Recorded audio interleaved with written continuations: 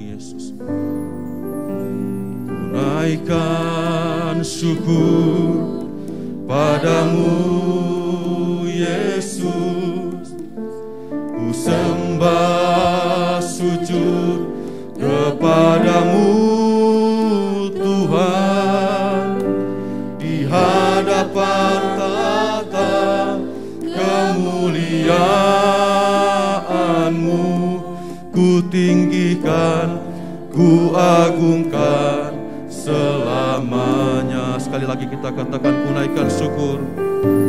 Ku naikkan syukur padamu Yesus, ku sembah sujud kepadamu Tuhan, di hadapan tahta kemuliaan-Mu ku tinggikan, ku agungkan selamanya.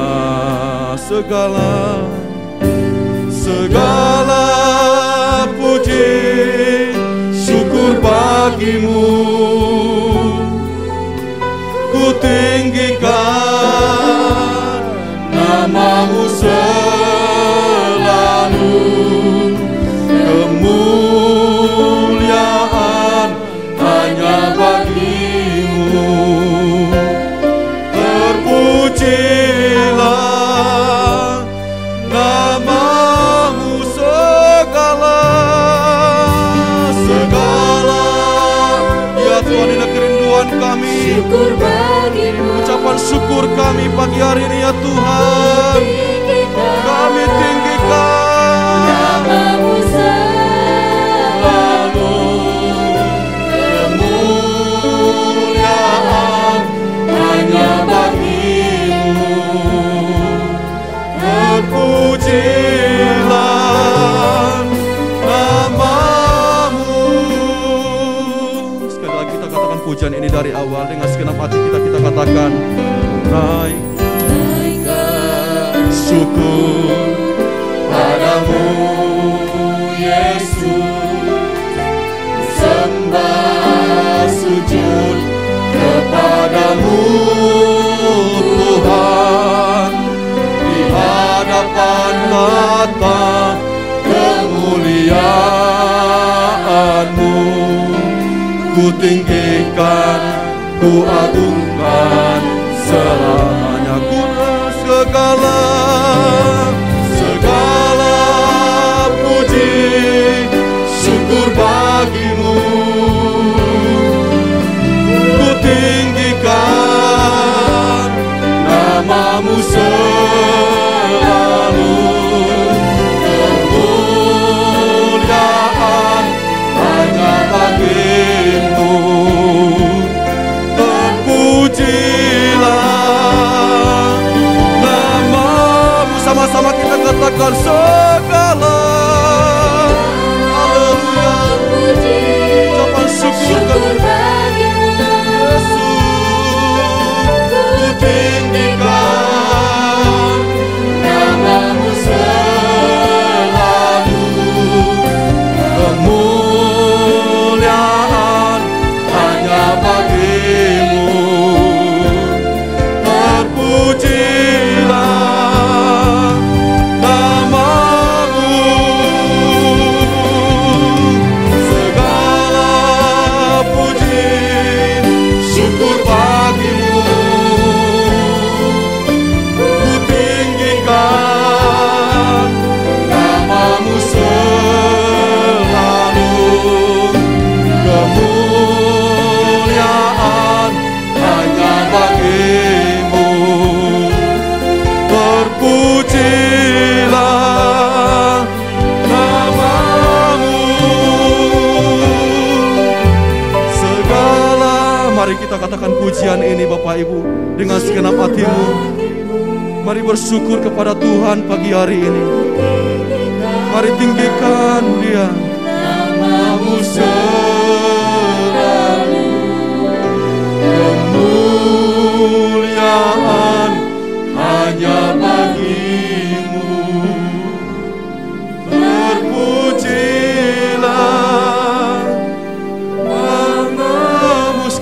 cemat saja katakan pujian ini kun.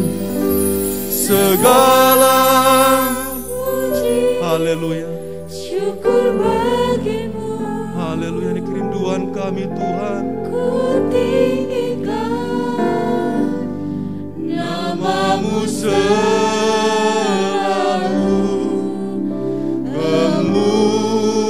kemuliaan hanya bagimu. Terpujilah namamu. Sama-sama kita katakan.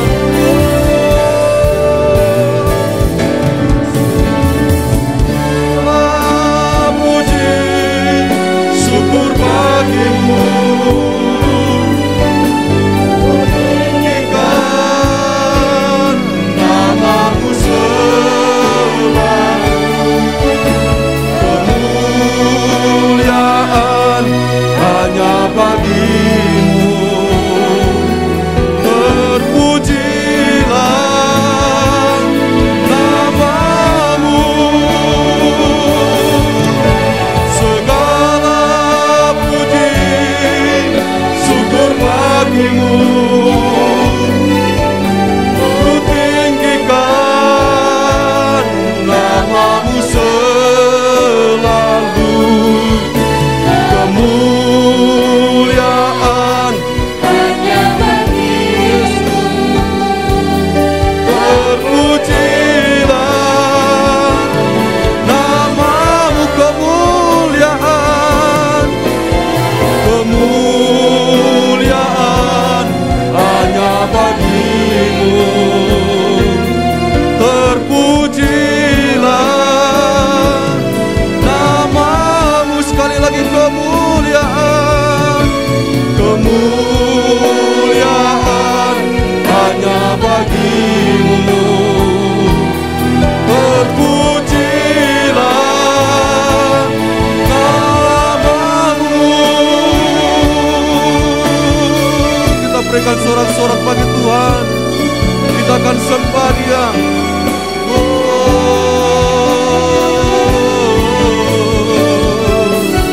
Haleluya, haleluya. Terima kasih. Kami bersyukur Tuhan. Haleluya.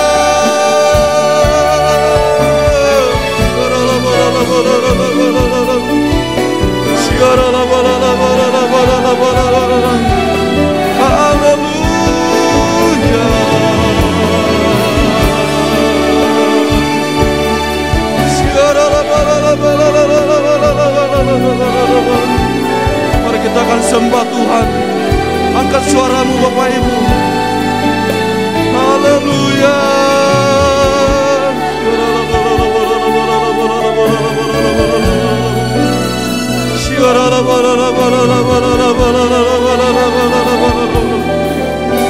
Kami bersyukur Tuhan.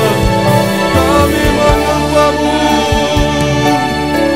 Kami tinggikan Engkau Tuhan.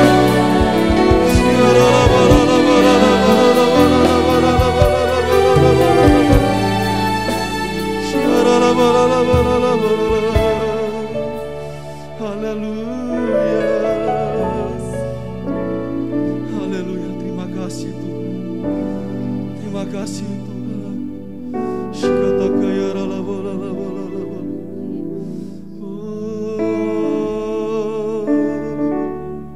Terima kasih Tuhan. Dengan apa kan ku balas segala kebaikanmu.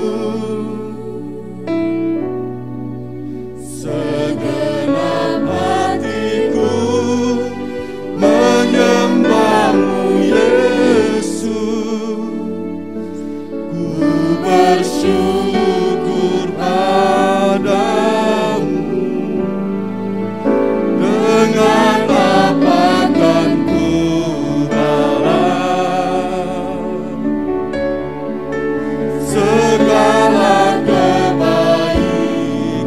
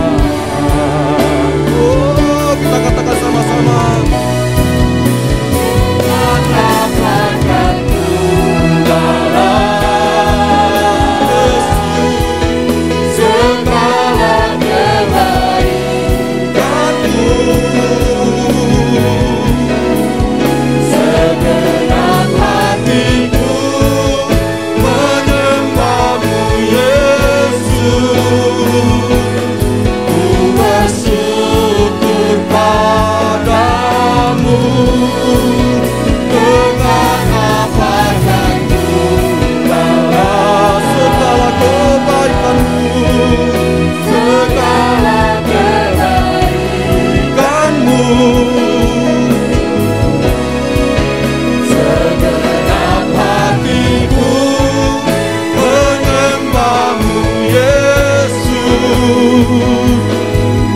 Bersyukur padamu selamanya. Saya undang jemaat Tuhan untuk bangkit berdiri bersama-sama. Kita katakan pujian ini. Ampunku Allah segala kebaikan-Mu. Segenap hatiku menyembah-Mu Yesus. Ku bersyukur padamu. Dengan apa kan ku balas segala kebaikan-Mu.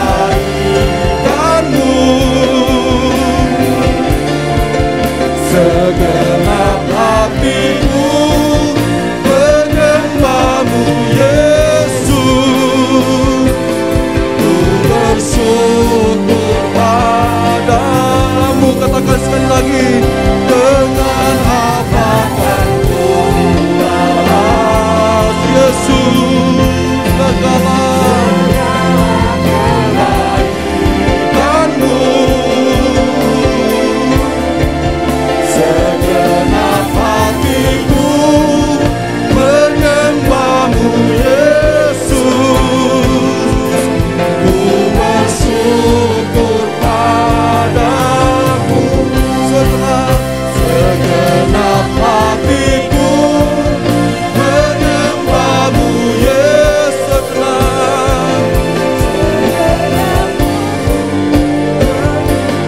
Ku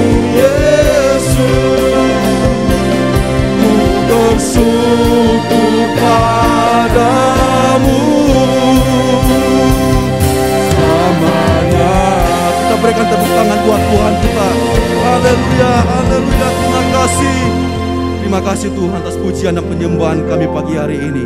Tiba saatnya kami mau bersuka cita, memuji dan bersorak-sorai. Hanya di dalam nama Tuhan Yesus yang percaya. Kita berkata bersama-sama. Amin. Haleluya. Shalom Bapak Ibu. Kurang semangat. Shalom.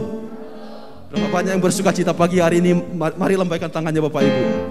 Haleluya. Kita angkat pujian kita ini Bapak Ibu. Naikkan syukur.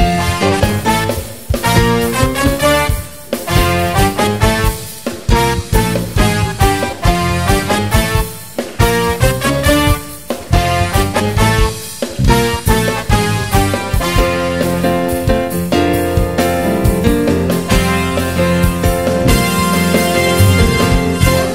puji syukur hanya bagi-Mu Tuhan.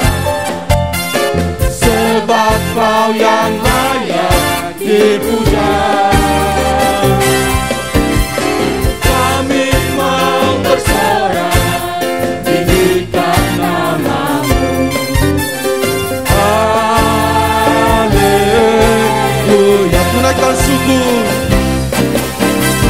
Segala puji syukur hanya bagi-Mu Tuhan. Sebab Kau yang layak dipuja. Kami mau bersorak, tinggikan nama-Mu. Haleluya. Kita katakan sama-sama, soraklah. Soraklah, haleluya.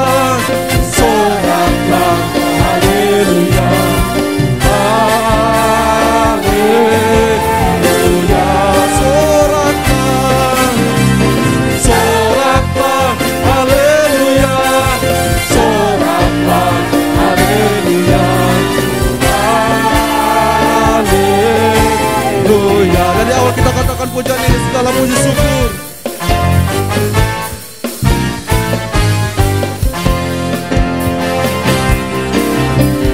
Segala puji syukur hanya bagi-Mu Tuhan. Sebab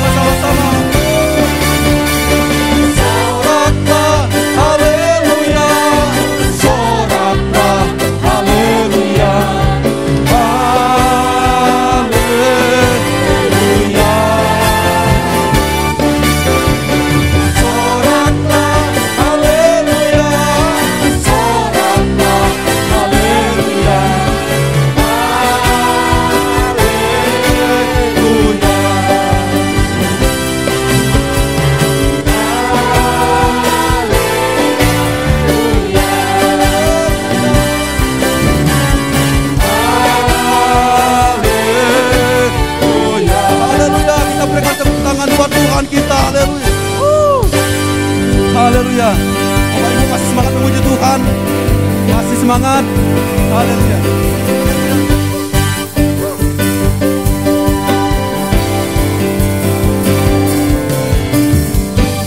Ku mau selalu bersyukur sebab cintamu padaku takkan pernah berubah. Hatiku percaya walau bumi bergoncang, gunung-gunung beranjak, namun kasih setiamu tak pergi dariku. Kita katakan pujian ini, Tuhanlah kekuatan kita.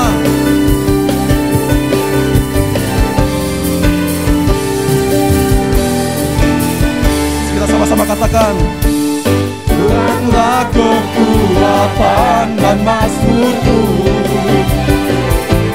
Dia gunung batu dan keselamatanku. Hanya padamu hatiku percaya, Allah benar dan tetap perlindungan. Ku mau selalu bersyukur sebab cintamu padaku takkan pernah berubah.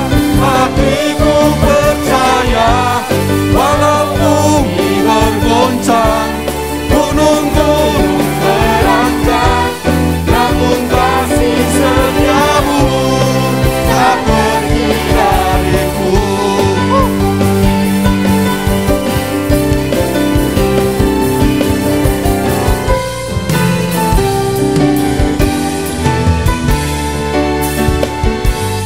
Tuhanlah kekuatan dan mazmurku, Dia gunung batu dan keselamatanku. Hanya padamu hatiku percaya, Allah menara dan tetap perlindungan. Sama-sama katakan, ku mau selalu bersyukur sebab cintamu padaku takkan pernah berubah. Hatiku percaya walau bumi bergoncang, gunung-gunung beranjak, namun kasih setiamu tak pergi. Katakan sekali lagi, ku mau selalu bersyukur sebab cintamu padaku takkan pernah berubah.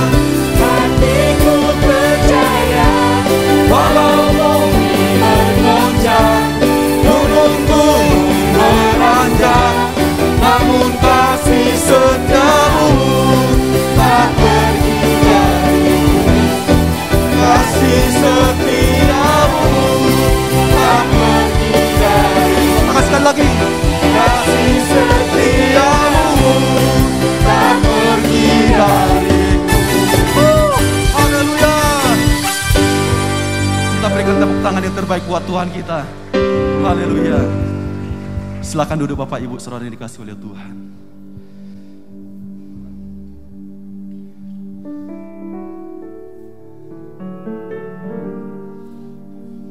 Mari kita akan siapkan hati kita untuk mendengarkan kebenaran firman Tuhan pagi hari ini. Haleluya.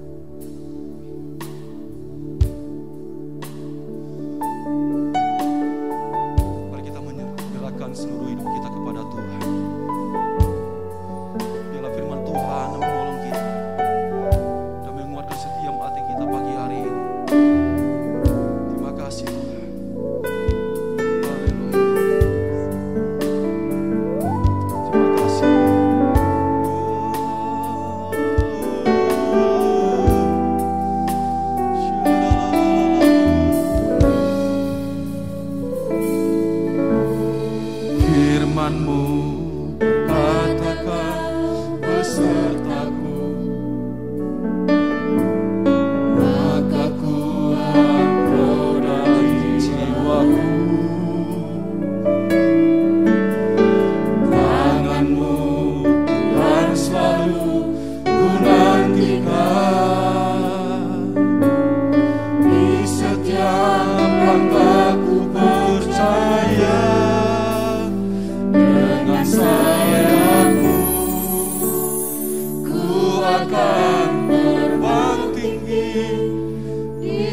tempat badai hidup, ku tak menyerah.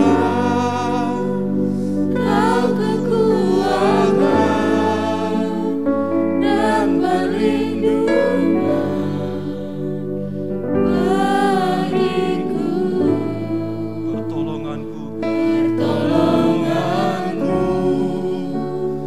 di tempat maha tinggi, ku mengangkat tanganku, aku berserah. Kau ku nantikan, Kau yang ku sembah, Yesusku, Rajaku. Kita katakan pujian ini dari awal firman-Mu berkatakan,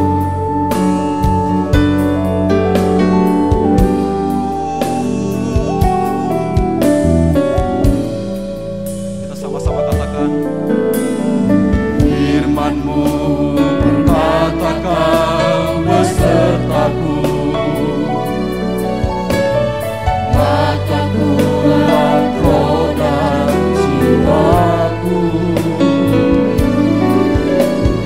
Tangan-Mu kan selalu ku nantikan,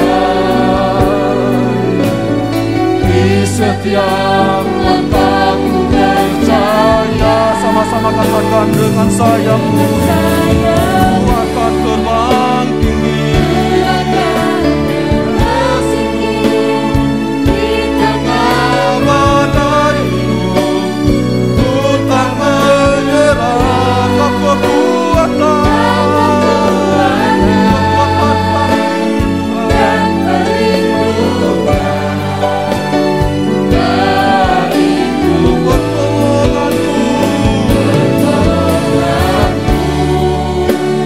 Di tempat maha tinggi, ku mengangkat tanganku, aku berserah. Kau ku nantikan, Kau yang ku sembah, Yesusku, sayapku, ku akan terbang tinggi, ku mengangkat tanganku, aku berserah. Pertolongan kekuatan dan perlindungan bagiku. Pertolonganku di tempat maha tinggi, ku mengangkat tanganku, aku berserah. Kau ku nantikan, Kau yang ku sembah, Yesusku, Rajaku. Sama-sama kita katakan dengan sayap-Mu. Saya undang jemaat Tuhan untuk bangkit berdiri. Dengan sayap-Mu, ku akan terbang tinggi. Di tengah badai hidup, ku tak menyerah. Kau kekuatan dan perlindungan bagiku. Pertolonganku di tempat maha tinggi, ku mengangkat tanganku, aku berserah. Kau ku nantikan, Kau yang ku sembah, Yesus. Sekali lagi kita katakan dengan sayap-Mu, dengan sayap-Mu, ku akan terbang tinggi. Di tengah badai hidup, ku tak menyerah, Kau kekuatan dan perlindungan, Yesusku. Permohonanku di tengah hati, ku mengangkat tanganku, aku berserah,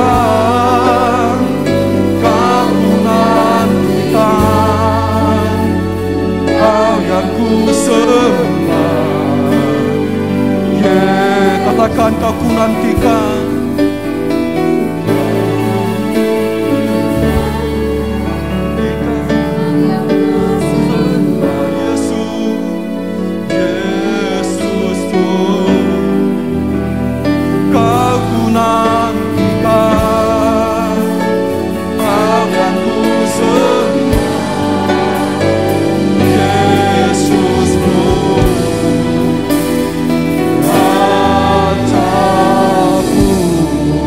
Haleluya, kita berikan tepuk tangan buat Tuhan kita. Haleluya.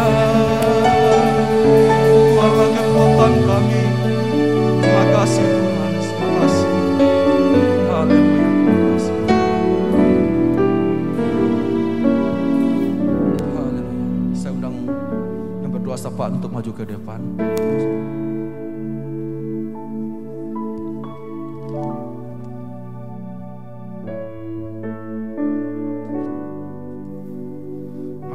Bersatu hati untuk pokok doa. Sungguh kami mengucap syukur Tuhan buat pagi ini Tuhan. Kami semua datang dalam keadaan sehat dan kuat Tuhan. Terlebih kami mau terus menyerahkan hidup kami dalam tangan kuasa-Mu Tuhan. Karena kami tahu Tuhan, pertolongan hanya daripada-Mu Tuhan. Jalan keselamatan dan hidup itu Tuhan hanya berasal daripada Engkau Tuhan. Kau yang mengatur setiap langkah kehidupan kami Tuhan. Biarlah kami terus mau mendekat pada Engkau Tuhan. Kami juga mau menyerahkan Tuhan agresi militer Rusia, Ukraina Tuhan. Biar Tuhan memberkati kedua bangsa ini Tuhan, agar mereka yang sedang dalam keadaan perang ini Tuhan boleh segera dihentikan Tuhan. Kami percaya Tuhan, Tuhan yang menjamah setiap kepala negara tersebut Tuhan, Presiden Putin Tuhan, maupun di Ukraina Tuhan. Tuhan memberkati ketua pemimpin ini Tuhan, agar mereka juga boleh menyelesaikan perang ini Tuhan dengan kepala dingin Tuhan, tidak melancarkan agresi militer Tuhan. Karena kami tahu Tuhan, ketika perang itu terjadi Tuhan, kondisi dunia Tuhan akan semakin kacau Tuhan. Biarlah Tuhan, negara-negara yang bersahabat dengan mereka masing-masing Tuhan, membantu, menolong Tuhan, untuk mereka menyelesaikan perang ini Tuhan dengan kepala dingin Tuhan. Berkati di dalam nama Tuhan Yesus Kristus Tuhan. Kami tahu Tuhan, ada anak-anak Tuhan di sekitarnya Tuhan. Biarlah juga Tuhan, mereka boleh memberikan ide, memberikan solusi yang terbaik buat kedua bangsa ini Tuhan, untuk masuk dalam jalur perundingan Tuhan. Ya Tuhan, kami percaya Tuhan, Tuhan memakai kedua bangsa ini Tuhan juga Tuhan, agar banyak jiwa-jiwa boleh terselamatkan Tuhan. Terima kasih Bapa, kami serahkan kedua bangsa ini Tuhan dalam tangan-Mu Tuhan. Terima kasih Bapa. Kami juga mau berdoa Tuhan buat keluarga-keluarga Kristen, jemaat-Mu di tempat ini Tuhan, agar kami semua Tuhan terus membangkitkan kasih Kristus dalam keseharian kami Tuhan. Kami percaya Tuhan, kami selalu dirubahkan Tuhan dengan kasih Kristus, sehingga kasih Tuhan boleh memancar ke sekitar kami Tuhan, baik dalam keluarga kami Tuhan, saudara-saudara kami Tuhan, anak-anak kami, orang tua kami Tuhan, di lingkungan pekerjaan kami Tuhan, di lingkungan bermasyarakat Tuhan. Bila setiap kami Tuhan, jemaat-Mu Tuhan, boleh mempraktikkan setiap kasih Kristus itu Tuhan, mencontohkan Tuhan. Terlebih Tuhan mengajar anak-anak kami dari sejak kecil sampai dewasa nantinya Tuhan, agar mereka juga tetap memiliki kasih Kristus itu dalam setiap hati mereka Tuhan. Tuhan memberkati Tuhan, agar kami semuanya Tuhan tetap taat, tetap setia Tuhan. Dalam segala pergumulan, dalam keadaan keekonomian saat ini Tuhan, kami percaya juga Tuhan, Tuhan terus menolong setiap kehidupan anak-anak-Mu Tuhan. Agar juga Tuhan membangkitkan iman kami Tuhan, terus percaya, karena jalan keselamatan dan kehidupan itu hanya daripada Engkau Tuhan. Terima kasih Bapa, kami sungguh mengucap syukur buat hari ini Tuhan. Tuhan juga kami akan mendengarkan firman-Mu Tuhan. Juga Tuhan mengurapi hamba-Mu yang akan menyampaikan kebenaran firman itu Tuhan. Bila firman yang disampaikan juga Tuhan, buat hati kami terus taat dan setia kepada Engkau Tuhan, menjalankan apa yang Engkau mau dalam setiap kehidupan kami masing-masing. Berkati pemberitaan firman ini Tuhan. Berkati kami sekalian yang akan mendengarnya Tuhan. Hanya di dalam nama Tuhan Yesus Kristus kami sudah berdoa mengucap syukur. Amin.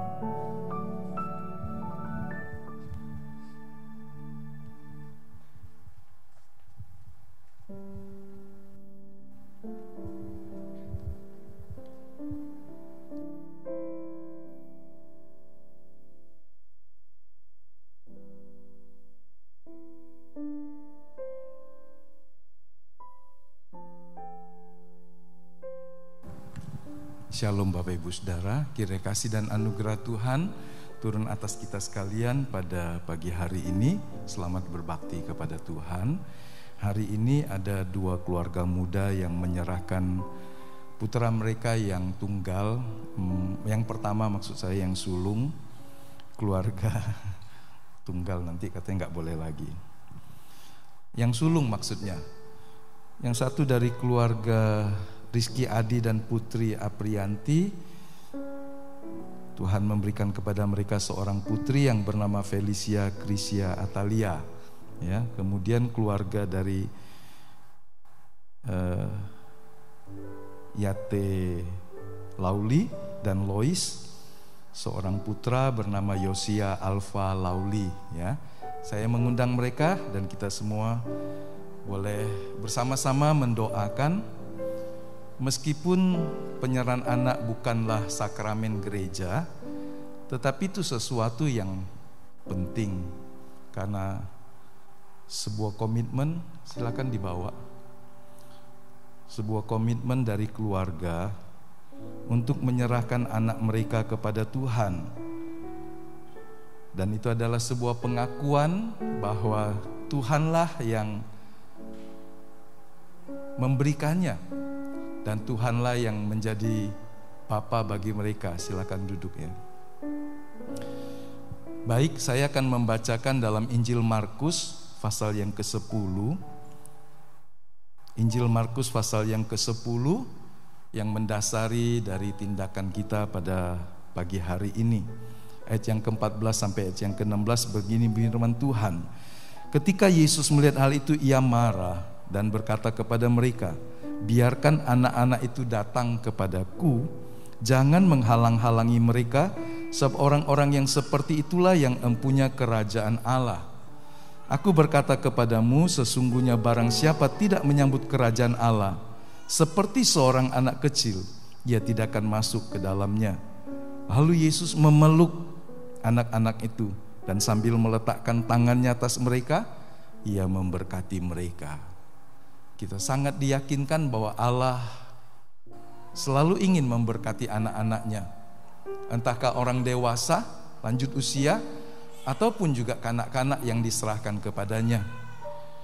Dengan mendasari kasih setia Allah, maka kita mau menyerahkan anak-anak ini kepada Tuhan, baik Felicia maupun juga Yosia ke dalam tangan Tuhan. Dan orang tua bertanggung jawab mendidik mereka menurut ajaran firman Tuhan. Bukan saja membesarkan mereka, memberikan asupan yang baik secara sehat, tetapi juga firman Tuhan. Bukan hanya mengajar, tetapi juga memberi teladan supaya anak-anak tumbuh dalam sebuah keluarga di mana orang tuanya adalah orang yang mengasihi Tuhan, takut akan Tuhan. Ya, mari kita semua berdiri, kita akan menyanyikan pujian kuserahkan anak ini kepada Tuhan. Haleluya. Kuserahkan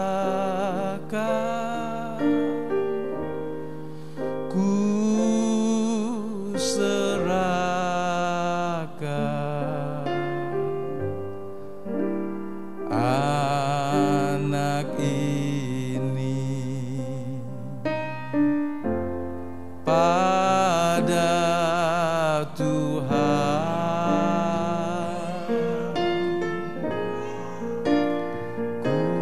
Ku serahkan,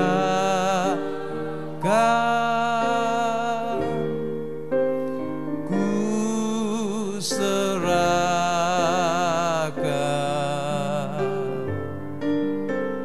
anak ini pada Tuhan. Kami mengakui bahwa Engkau adalah Bapa yang daripadamu segala sesuatu berasal, dan Engkau telah menganugerahkan kepada keluarga Rizky dan Putri, seorang putri, untuk menjadi bagian dari pernyataan kebaikan dan anugerah-Mu, sehingga kami mempersembahkan kembali dengan penuh syukur anak kami ini kepada Tuhan, supaya seumur hidupnya dia mengasihi Tuhan, mengasihi orang tua, dan berbakti sesuai dengan ajaran Tuhan. Didik mereka ya Tuhan, para orang tua, untuk menjadi teladan, tidak saja mengajar tetapi memberikan contoh bagi anak-anak mereka. Sekarang ya Tuhan, kami mempersembahkan Felicia ke dalam tangan kasih anugerah-Mu, di dalam berkat dari Allah Bapa, kasih karunia dari Tuhan Yesus Kristus, persekutuan penyertaan Roh Kudus menyertai Engkau seumur hidupmu. Tubuh jiwa rohmu menjadi milik Tuhan sekarang sampai selama-lamanya, dan Kau boleh mempermuliakan Tuhan seumur hidupmu. Terima kasih banyak Bapa. Kami juga berdoa menyerahkan Yosia dalam tangan Tuhan. Engkau yang telah menganugerahkan keluarga Lauli dan Loy seorang putra, biarlah dia menjadi seorang yang mengasihi Tuhan seumur hidupnya, berbakti kepada Tuhan dan orang tua. Turunlah atasmu berkat dari Allah Bapa, kasih karunia dari Tuhan Yesus Kristus, persekutuan penyertaan Roh Kudus menyertai engkau seumur hidupmu, dan Tuhan dipermuliakan. Terpujilah Tuhan sampai selama-lamanya. Terima kasih banyak Bapa. Kami mempersembahkan kedua keluarga muda ini dalam tangan Tuhan. Berkati juga anak-anak kami yang lain dimanapun mereka. Dalam nama Tuhan Yesus kami bersyukur. Haleluya. Amin. Ya, rame Yosia. Ya, puji Tuhan. Ya, silakan duduk Bapak Ibu. Puji Tuhan. Ya.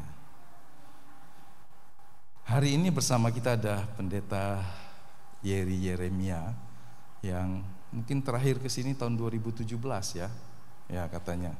Saya ingat karena tadi malam dia mengingatkan. Ya, jadi Pendeta Yeri akan menyampaikan firman Tuhan bagi kita semua. Mari kita membuka hati kita supaya Tuhan memberkati kita dengan firman-Nya. Mari saya persilakan.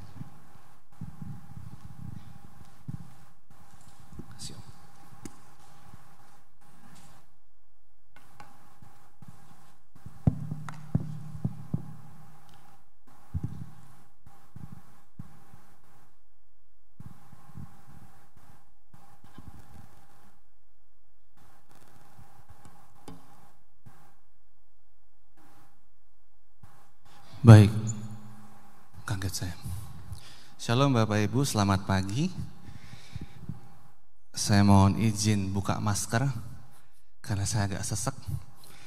Saya dikasih masker Om bagus, tapi jadinya nafas saya agak hilang Om. Tadi seperapat, masih ada 3 perapat, lumayan lah ya. Dan saya bersyukur masih diberi kesempatan untuk bisa melayani hari ini.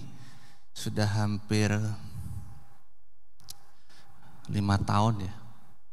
5 tahun saya tidak ke sini, bahkan waktu itu pengerja-pengerja udah pada merit semua. Iis, Lucy udah gak ada semua ya. Memang saya udah tua berarti. Dan saya bersyukur bisa menyampaikan firman hari ini Bapak Ibu. Hari ini saya diberi kesempatan dengan menyampaikan kebenaran firman dengan tema rumah yang kekal. Kata Om, saya boleh 3 jam ya Om? Boleh Om, mantap jiwa. Rumah yang kekal. Rumah yang kekal. Tema ini unik Bapak Ibu. Karena jarang ada orang yang menyampaikan tema seperti ini menurut saya. Kenapa? Ya karena mungkin memang orang belum menyadari. Tadi waktu si pendoa syafaat bilang, waktu berdoa ada berdoa untuk Rusia dan Ukraina yang hari ini memang berperang. Saya sempat tulis status di WA saya 3 hari yang lalu, akankah perang dunia ketiga? Ya, teman-teman yang berbisnis sudah mulai wanti-wanti, berubah dak yo harga-harga ini lantai ini. Saya bilang saya nggak ngerti, saya bukan pebisnis, ya. Karena memang kalau kita mau jujur, Bapak Ibu Saudaraku, dunia kita ini sementara. Saya tulis di sini, dunia hari ini bukan rumah kita. Saya tidak tahu apakah banyak orang menyadari hal ini, karena pertama, setiap orang itu pasti mati. Yang kedua, inti dari kekristenan adalah parousia. Apa itu? Kedatangan Tuhan yang kedua kali. Inti kekristenan kan cuma itu, Bapak Ibu. Lagunya, tak lama lagi Tuhanku datanglah, bawa saya masuk sana. Memang dunia ini bukan rumah kita. Pemahaman ini menjadi dasar firman kita hari ini tentang rumah yang kekal. Harus dipahami dulu Bapak Ibu. Saya harus akui dunia dengan segala keindahannya ini memudarkan pemahaman kita akan ini, bahwa dunia itu bukan rumah kita.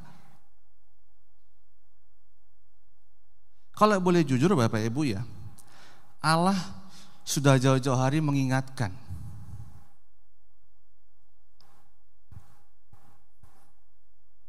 Di dalam Kejadian ayat 12 ditulis begini Bapak Ibu, Allah menilik bumi itu dan sungguhlah rusak benar, sebab semua manusia menjalankan hidup yang rusak di bumi ini.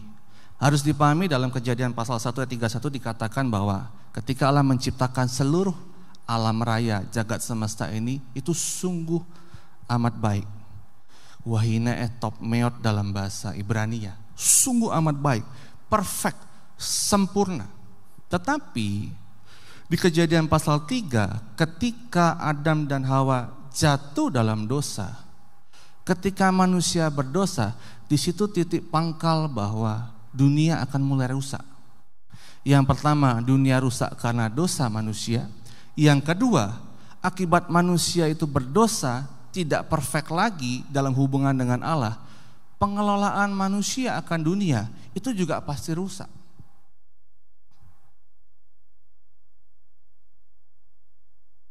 Tidak heran hari ini kan dunia kacau balau Bapak Ibu. Kita mau lihat dari sisi mana? Politik.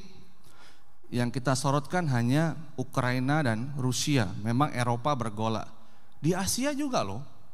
Cina di Laut Cina Selatan ribut, sama Taiwan ribut, sama Hong Kong ribut. Ini kalau masalah-masalah global politik ya. Belum yang lain-lain kayak di Asia Tenggara dan Asia-Asia yang lain, mungkin juga di Afrika dan sebagainya yang tidak terpantau dengan berita-berita yang wow gitu. Banyak sekali masalah. Belum lagi bicara ekonomi, resesi dan sebagainya. Kita lihat ya, bukan kita lihat sih, saya baca beberapa waktu yang lalu di Venezuela.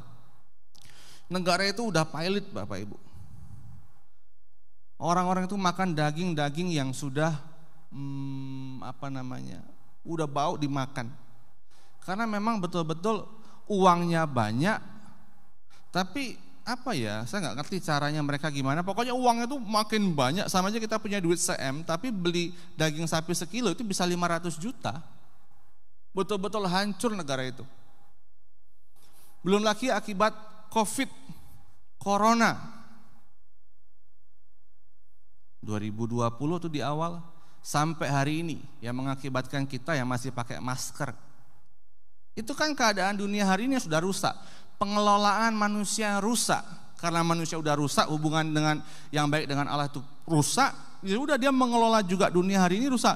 Jauh-jauh hari di Kejadian 6 Tuhan dia bilang, Allah menilik bumi itu dan sungguhlah rusak benar. Padahal waktu itu cuma rusak manusianya saja, belum pengelolaan bumi. Ini kita bicara global. Belum bicara hal-hal kecil. Ada corona, ada koroni yang suka ngebukin bininya. Ada kojohan, main serong, dan sebagainya. Masalah-masalah rumah tangga, anak sakit, cacat, dipecat, dan sebagainya. Permasalahan-permasalahan yang lain, Bapak Ibu, yang membuat kita tuh kayak, ya, duh Tuhan, dunia hari ini. Banyak orang bilang begini, aku pengen mati aja. Kenapa demikian Bapak Ibu? Ya karena memang dunia ini udah rusak. Saya tidak bisa ngomong banyak, sudah itu clear. Oleh karena itu, saya mengatakan, dunia itu bukan rumah kita. Ini pun sudah dijelaskan melalui pernyataan-pernyataan Tuhan Yesus.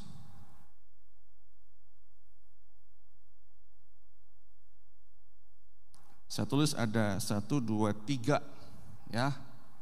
Tuhan Yesus jauh-jauh hari Bapak Ibu udah bilang, dunia ini bukan rumah kita. 1, dalam konteks Matius 8 ayat 20, Yesus berkata kepadanya, serigala punya liang dan burung punya sarang, anak manusia tidak punya tempat untuk meletakkan kepalanya. Konteks dari ketika Tuhan mengatakan hal ini adalah waktu Yesus bilang, kamu ikut aku. Dia bicara sama murid-muridnya. Salah satu ahli Taurat bilang begini, Guru, aku akan mengikut engkau kemana engkau pergi. Tuhan Yesus sudah tahu motif dari si ahli Taurat untuk mengikut dia. Kenapa? Pemahaman Yahudi itu Bapak Ibu ya, Mesias yang diharapkan itu adalah Mesias secara fisik. Kalau Yesus kan Mesias rohani, kerajaannya bukan dinyatakan pada saat itu, tapi kerajaannya akan dinyatakan di langit baru, bumi baru. Wahyu pasal 21. Pemerintahan Yesus bukan di bumi hari itu. Pada saat di bumi hari itu, dia harus mati. Tapi kan konsep orang Yahudi, Mesias yang dijanjikan itu seperti Daud, yang dekat dengan Allah, menjadi raja imam nabi, yang waktu itu memang notabene-nya latar belakang konteks waktu itu adalah orang Yahudi dijajah sama Romawi. Kalau mereka menganggap itu Yesus itu Mesias, bisa membebaskan mereka dari bangsa Romawi menjadi bangsa yang besar. Yesus tahu motif itu salah.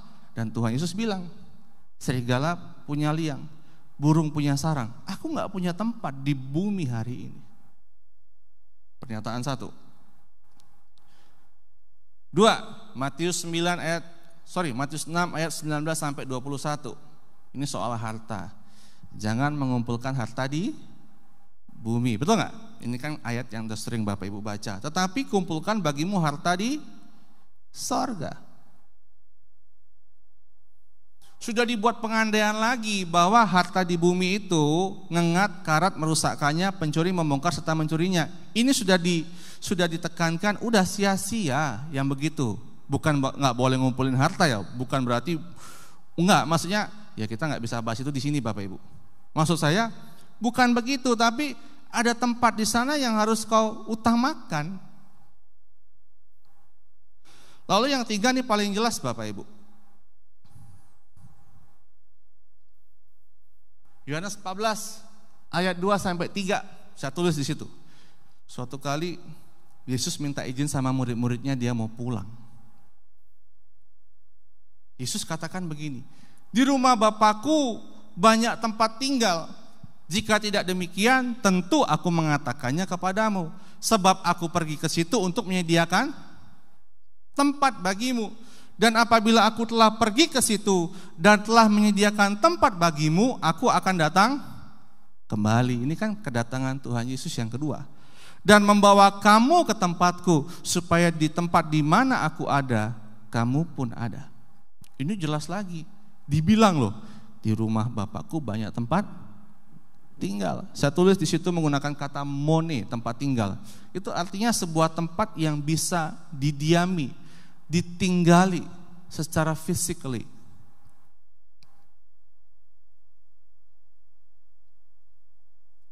Ini 3 ayat saja yang saya tampilkan Bapak Ibu. Belum ayat-ayat yang lain yang menyatakan bahwa memang dunia itu bukan rumah kita. Oleh karena itu Bapak Ibu ya, kita lanjut ya.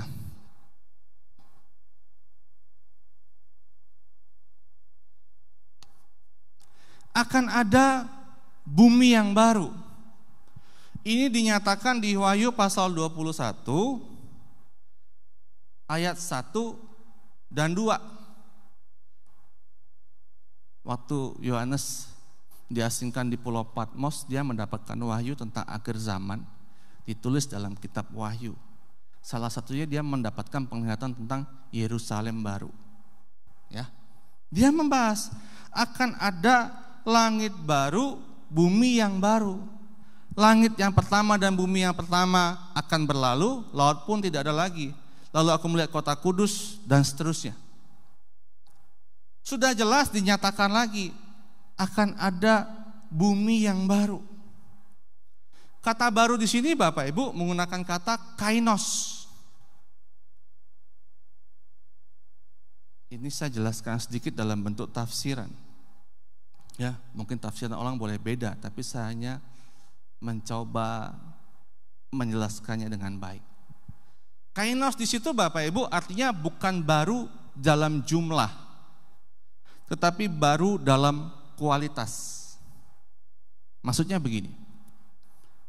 Ketika Yohanes bilang, aku melihat ada langit baru dan bumi yang baru. Gitu ya. Itu maksudnya tuh bumi yang sekarang itu tidak akan ada lagi. Betul ya? Akan menjadi lautan api. Kita udah sering dengar itu kan. Bumi hari ini di akhir zaman akan dihancurkan.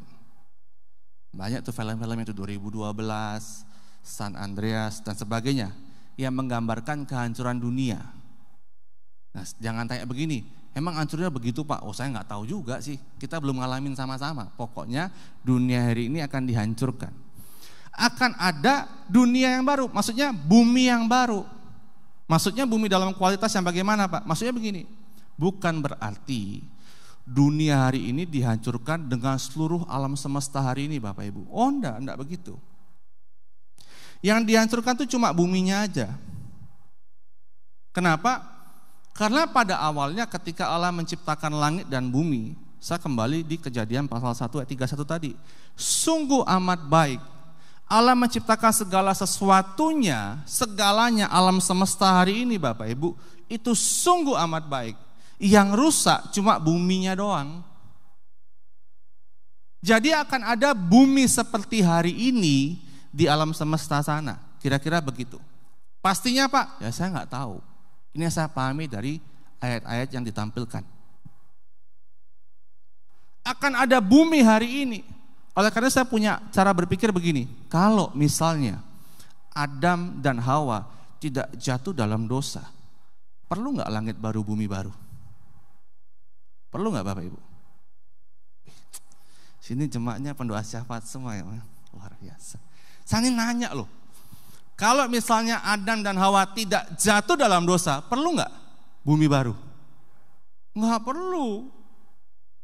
Manusia pun tidak harus mati, karena manusia mati itu di Kejadian pasal 3. Kita nggak tahu dari Kejadian pasal 1 sampai 3 umur manusia berapa lama. Kita nggak tahu, itu misteri yang nanti akan saya tanya kalau saya mati.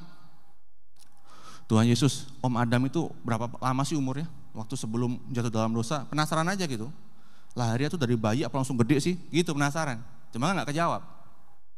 Cuma saya berpikir, bumi yang sekarang kita injek ini tidak akan hancur kalau Adam dan Hawa tidak jatuh dalam dosa. Oleh karena itu pengertian bumi yang baru itu seperti bumi hari ini yang ditempati oleh manusia-manusia kita nanti yang taat kepada Allah.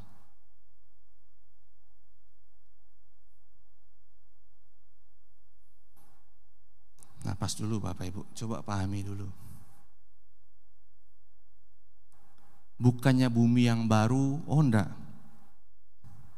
Tapi bumi yang betul-betul hari ini kita injek sama. Saya tulis begini, bisa jadi letaknya di alam semesta yang sekarang. Ini saya berandai-andai Bapak Ibu ya. Saya hanya mencoba berpikir dari sisi apa yang Alkitab bilang. Di Kejadian 1 ayat 1 kan dikatakan begini. Pada mulanya Allah menciptakan. Nah kan Om, doa syafaatnya mantap betul. pada mulanya Allah menciptakan langit dan bumi.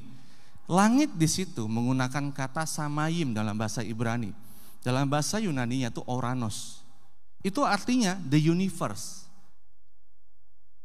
Jagat raya, alam semesta. Harus dipahami Bapak Ibu, penciptaan dunia.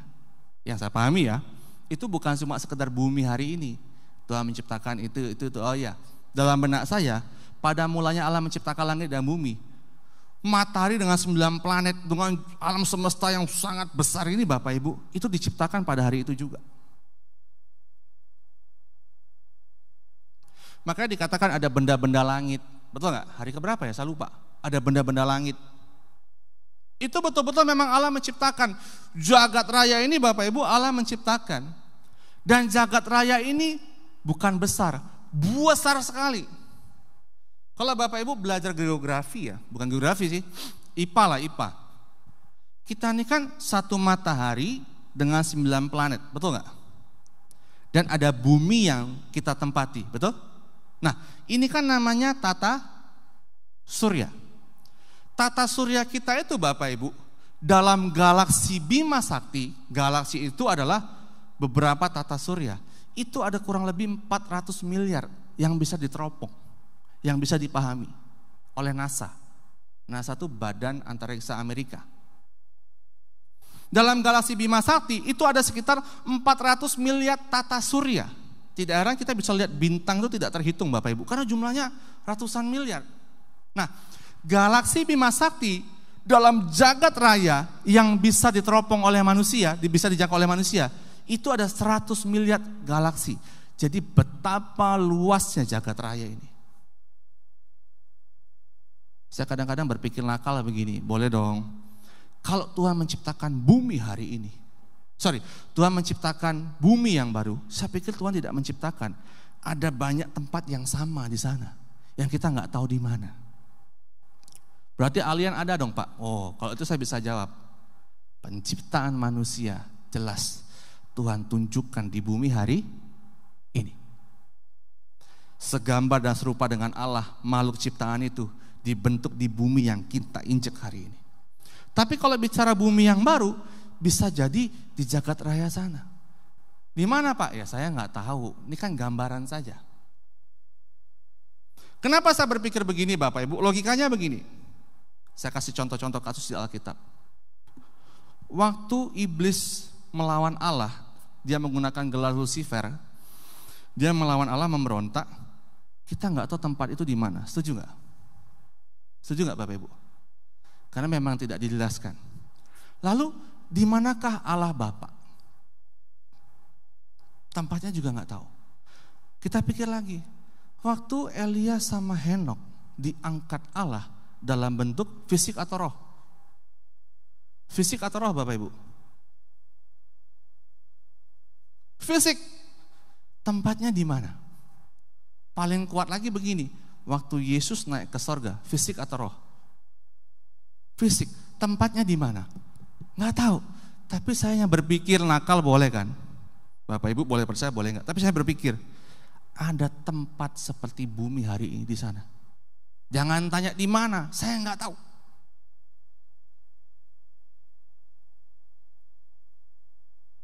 Kenapa Bapak Ibu? Karena dalam penciptaan awal, Kejadian 1 ayat 31, segala sesuatunya, wahina top meot, sungguh amat baik, sempurna, perfecto.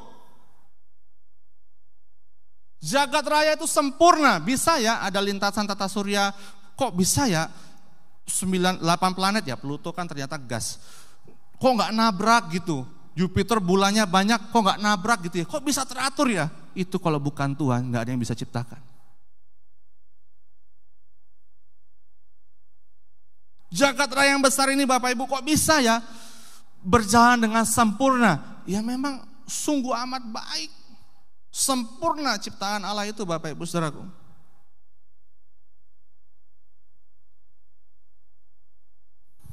Oleh karena itu dari keterangan tadi saya tulis begini. Bumi yang baru itu bentuknya fisik. Bukan alam roh. Saya tulis ya tadi ya. pada mulanya Allah menciptakan langit dan bumi. Langit di situ dalam bahasa Ibrani-nya saya tulis juga Bapak Ibu, samayim. Dalam bahasa Yunani-nya oranos. Lucunya Alkitab kita mencatat kata sorga di Alkitab itu juga tulisannya samayim dan oranos. Bapak Ibu jangan bilang begini, ini mutlak Pak benar, saya nggak berani ngomong. Tapi saya mau bilang apa yang saya pahami begini. Sorga yang dimaksud di situ di Alkitab kita ini Bapak Ibu, samayim dan oranos itu bicara jagat raya yang nggak tahu di mana. Ya, lanjut. Saya kasih contoh-contoh bahwa memang surga itu physically. Yesus bangkit dengan tubuh kemuliaan, ya kan? Coba kita baca. Coba kita baca Bapak Ibu.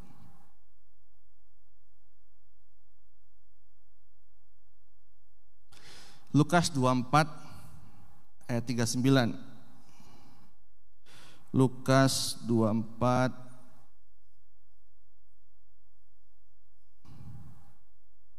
ayat 39. Itu perikopnya apa? Yesus menampakkan diri kepada semua murid. Udah ketemu? Lukas pasal 24 ayat 39. Saya bacakan Bapak Ibu. Lihatlah tanganku dan kakiku, aku sendirilah ini. Rabalah aku dan lihatlah, karena hantu tidak ada daging atau tulang seperti yang kamu lihat padaku. Makanya jangan takut setan Bapak Ibu. Gak ada deh cekek-cekek kita tuh, gak ada itu. Bohong film-film itu. Daging dan tulang dia gak punya. Lompat ayat 41 sampai 43. Habis ketemu itu ada kejadian lagi. Dan ketika mereka belum percaya karena girangnya dan masih heran, berkatalah Yesus kepada mereka, adakah padamu makanan di sini? Lalu mereka apa? Memberikan kepadanya sepotong ikan goreng. Iya, Yesus mengambilnya dan memakannya di depan mata mereka. Ini Yesus yang sudah bangkit dari kematian loh. Itu fisik. Tubuh kemuliaan itu bisa makan fisik. Lanjut ya. Saya tulis juga Elia dan Henok diangkat Allah dalam tubuh fisik. Tadi sudah kita bahas. Jelas saksinya Elisa dan Henok juga dicatat. Diangkat Allah, Henok tidak ada lagi. Yesus naik ke sorga juga secara fisik. Ini hal-hal yang bisa saya temukan di Alkitab. Dan banyak hal lagi. Contoh lagi. Waktu Yakub kakinya pincang. Di mana dia berantem sama Allah itu ya Om? Battle ya Om? Waktu dia mau ketemu Esau kan dia berantem Om. Sama malaikat Tuhan. Aku lupa. Yakub tuh berantem. Nanti Bapak Ibu cari ya konteksnya. Berantem sampai kaki Yakub itu terpelecok. Pincang dia. Emang ada setan bisa pelecok-pelecok kaki kalau roh? Itu berantem fisik. Bergumul tuh fisik. Ya paling jelas Tuhan Yesus Bapak Ibu. Naik ke sorga itu fisik. Oleh karena di benak saya, bumi yang baru itu pasti seperti bumi hari ini. Bapak Ibu boleh percaya tidak, saya tunjukkan saja. Pertanyaannya begini. Om, kan di Alkitab ada kata atau perikop gini. Di sorga itu tidak ada kawin mengawinkan.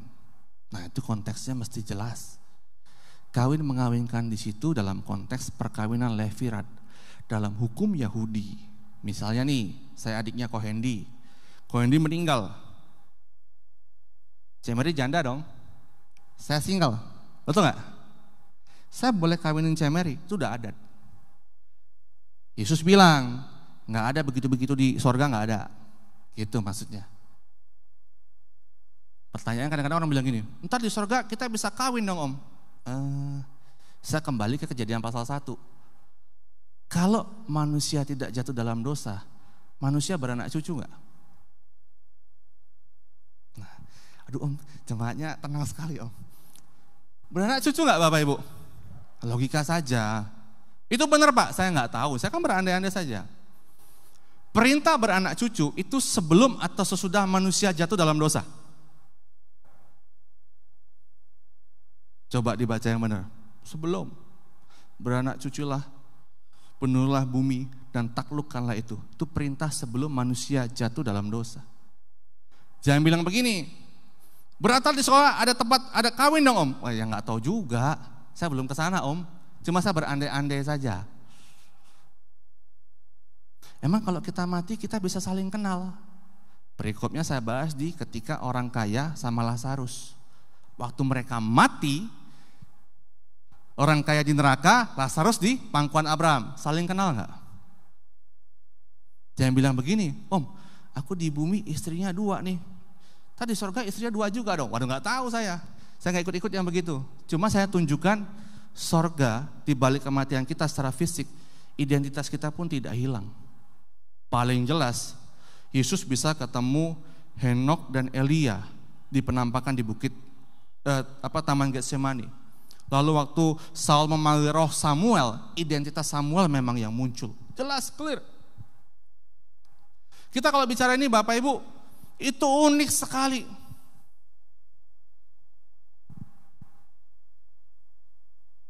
Kenapa saya bahas begini? 1.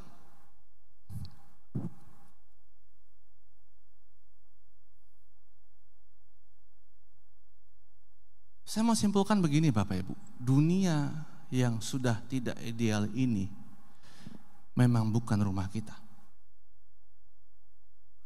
Bapak Ibu suka nggak suka, terima nggak terima, kita pasti mati.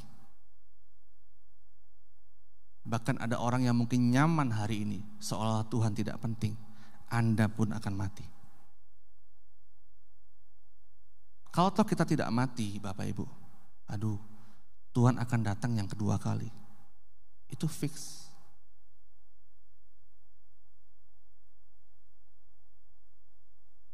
Dua,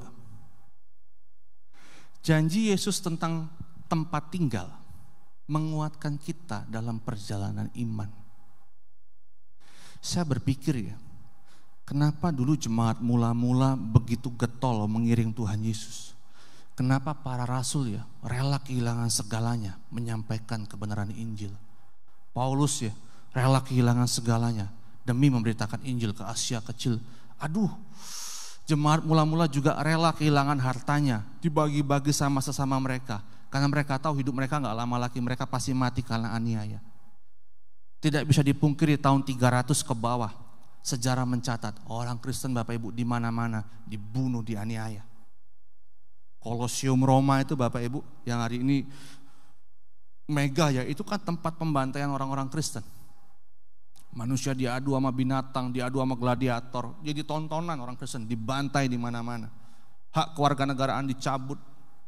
Bicara Yesus, siap miskin, siap anakmu diperkosa yang perempuan, siap anakmu laki-laki jadi budak, kau pun jadi budak. Tapi orang-orang jemaat mula-mula itu Bapak Ibu begitu mati-matian memberitakan Injil. Saya nggak bisa bayangkan Stefanus ketika dirajam batu ya, dalam sakitnya itu Bapak Ibu. Kita boro-boro batu, kejedot pintu aja udah mau kesel banget, palanya sakit. Ini dirajam batu, tapi masih bisa bersukacita dalam sisa harinya loh, sisa hidupnya itu. Masih bisa mengucap syukur tanpa ada celaan sedikit pun. Tidak mungkin ada yang tidak mendasari. Salah satu yang mendasari adalah adanya kehidupan di balik kematian mereka. Kepastian hidup itu, kepastian hidup kekal itu Bapak Ibu. Tidak heran juga para rasul berani mati-matian memberitakan Injil. Karena dia lihat sendiri Sang Maha Guru dalam bentuk fisiknya naik ke sorga di depan mata mereka. Itu punya kekuatan yang luar biasa Bapak Ibu saudara. Kan kekristenan itu mulai aman tahun 300 ke atas. Kalau tidak salah 307, 308 apa 11. Kaisar Konstantin bikin dekret Milano yang menyatakan bahwa orang Kristen diakui haknya menjadi seorang Kristen. 10 tahun dari tempat itu, dari kejadian itu ada dekret lagi, saya lupa. Dekret apa saya lupa. Sejarah-sejarah begitu Bapak Ibu. Dekret lagi yang bilang Kristen menjadi agama negara. Bukan agama negara, sah menjadi agama yang dianut si Konstantin. Ya jadi agama negara sih. Tapi sebelum itu kan aniaya kok orang bisa kuat ya. Bisa bertahan karena prinsipnya akan dunia yang akan datang. Ada pengharapan yang pasti di sana. Yang hari ini maaf udah sangat pudar. Tapi kan kita kan kalau mati bentuknya roh bukan fisik. Ya, Bapak Ibu hafal nggak pengakuan iman rasuli? Di kalimat yang terakhir begini, dikatakan begini. Aku percaya kepada Roh Kudus, satu gereja yang kudus, persekutuan orang-orang kudus, pengampunan dosa. Nah ini bagus nih, kebangkitan daging dan kehidupan yang kekal.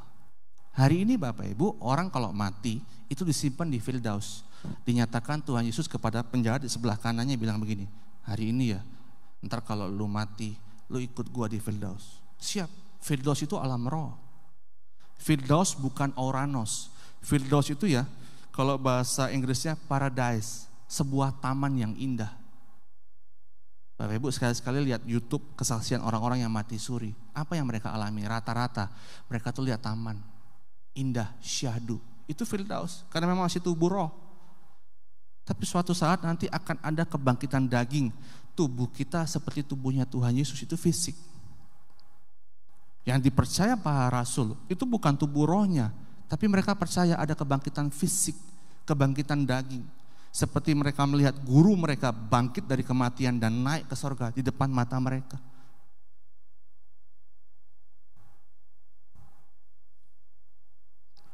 Dalam iman kita kepada Tuhan Yesus Bapak Ibu, mungkin hari ini kita nggak yakin. Dan saya percaya banyak hari ini yang berdoa mungkin juga Tuhan tidak jawab. Dalam susahnya kita, maaf ya, seolah Tuhan tidak ada. Kadang-kadang kita kalau nyanyi lagu juga nggak tulus di gereja. Tadi lagu firman, ini kadang-kadang ya, jemaat di sini kayak tulus-tulus sih. Saya nggak berani marah om tak diundang lagi. Palembang aja dah. Lagunya kan begini. Dengan sayapmu ku akan terbang tinggi, di tengah badai hidup ku tak menyerah. Itu tulus gak sih? Atau sekedar nyanyi-nyanyi aja gitu? Pakai kalimat begini lagi. Kau kekuatan. Terus? Bener gak Tuhan kekuatan kita? Jangan diaminin, bener gak nih? Kita ada masalah dikit mewek, ada masalah dikit kecewa, ada masalah dikit gak mau ibadah. Kalau curhat sama om, berat kali bebanku, berapa kilo sih?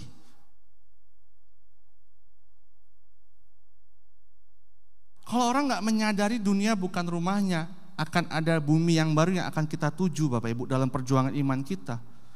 Orang ini pasti lemah dalam perjalanannya mengikut Tuhan. Enggak kuat, enggak seperti jemaat mula-mula tadi Bapak Ibu.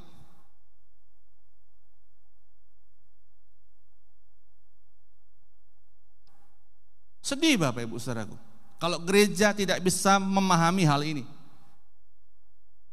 Saya sudah hampir 3-4 bulan, saya dengungan terus ini. Udahlah, kita mau ngomong apapun, memang dunia udah rusak, tidak ideal. Bukan berarti kita pesimis akan hidup, kita berjuang, tetap cari duit, tetap kerja, tetap belajar jadi orang yang pinter. Tapi dalam batasan, semua akan kutinggalkan. Aku pasti pulang ke sana. Ada masalah hidup, lewati. Percayalah bahwa Tuhan tidak akan pernah mencobai melebihi kekuatan kita. Kalau tahu Tuhan masih izinkan kita menghadapi masalah cobaan, itu ujian untuk meningkatkan kualitas iman kita. Amin. Makanya jangan pandang pernak-pernik masalahnya. Digebukin laki, ada pelakor, ada pebinor, bisnis hancur. Itu pernak-pernik masalah. Masalah besarnya adalah iman kita diuji supaya kita supaya kita layak masuk dalam kerajaannya nanti. Itu iman kita diuji di situ. Ujian iman itu gimana sih? Pertandingan iman itu gimana sih? Ya melalui masalah-masalah hidup.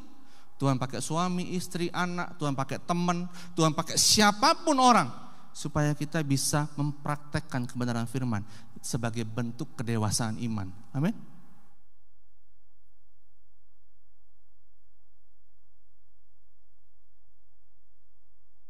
Bapak Ibu harus mendasari hidup kita hari ini itu. Aku punya tempat di sana. Oleh karena itu kalau nyanyi lagu-lagu yang tentang kematian gitu ya, kita excited. Saya juga baru paham ketika Paulus mengatakan hidup itu Kristus, mati keuntungan gitu ya. Feel-nya dapat. Oh iya ya.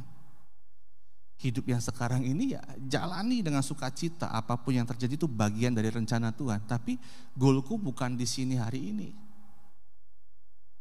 Oleh karena itu Bapak Ibu, di yang ketiga saya tulis begini. Kita boleh gagal dalam segala hal. Boleh gagal. Maksudnya kita bisa jadi gagal dalam segala hal. Perkawinan. Saya tulis apa lagi itu ya? Oh enggak, saya tulis. Di sini saya tulis. Gagal perkawinan, gagal bisnis, gagal keluarga, gagal karir, gagal segalanya boleh. Tapi Bapak Ibu gak boleh gagal masuk ke sana. Mungkin karena kegagalan kita sampai hari ini kita terpuruk Bapak Ibu ya. Gak bisa bangkit, gak masalah. Tapi jangan lepaskan hidup di sana. Amin. Itu sebuah kepastian. Rabu yang lalu saya mengisi ibadah wanita di satu gereja, tapi via Zoom. Namanya ibadah wanita ini kan khotbahnya saya paling 30 menit, 25 menit. Yang namanya ibu-ibu itu kan hobinya ngomong ya. Ingat perempuan tuh 22.000 kata. Dia harus capai target itu, kalau nggak pusing dia. Setiap hari. Jadi setengah jam saya sengaja bikin renungan singkat. Nah nanti saya buka ruang tanya jawab, itu bisa 1,5 jam, 3 kali lipatnya. Astagfirullahaladzim. Oke, saya layani, karena mereka kasih tahu begini. Saya tertarik sama satu ibu. Khotbah Pak Pendeta tadi memberkati saya bicara soal apa dia waktu ya? Oh saya bicara begini, kenapa hal buruk terjadi sama orang yang baik? Kalau hal buruk terjadi sama orang yang buruk, biasa. Tapi kenapa hal buruk terjadi sama orang yang baik? Ibu ini bilang begini, saya diberkati Pak. Yang saya tertarik itu kisah hidupnya. Bapak Ibu ya, dari umur 9 tahun. Dia mengalami kekerasan dari ibunya sendiri. Disiksa. Dia dari orang kaya. Tinggalnya pun di luar negeri waktu kecil. Tapi dia disiksa segala macam, pulang ke Indo. Itu penderitaan gak pernah berhenti. Dia menikah, dapat suami pun tukang pukul. Sekarang dia menghadapi situasi di mana anaknya diambang perceraian. Ibu ini udah tua. Dan dia punya sakit jantung, lagi kena Omikron, punya sakit ginjal, gulanya juga bermasalah. Dia bilang begini, saya kadang tidak mengerti kok hidup saya tidak seperti ibu-ibu yang lain. Saya tidak pernah memilih dan tidak bisa memilih hidup saya begitu hancur hari ini. Tapi ketika saya punya Tuhan, saya baru menyadari hidup saya itu bermakna. Keren. Saya terenyuh loh dengar begitu. Di mana orang berpikir ya Tuhan tidak ada dalam keadaan itu, ibu ini berpikir justru melalui semua ini ya, aku bisa menyadari Tuhan itu ada. Dan aku gak rindukan lagi dunia hari ini. Aku mau pulang aja ke sana. Ngomong begitu, kaget saya.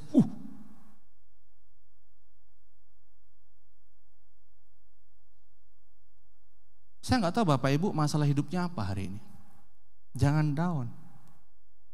Dunia makin tidak baik. Memang dunia tidak ideal. Kita tetap berdoa.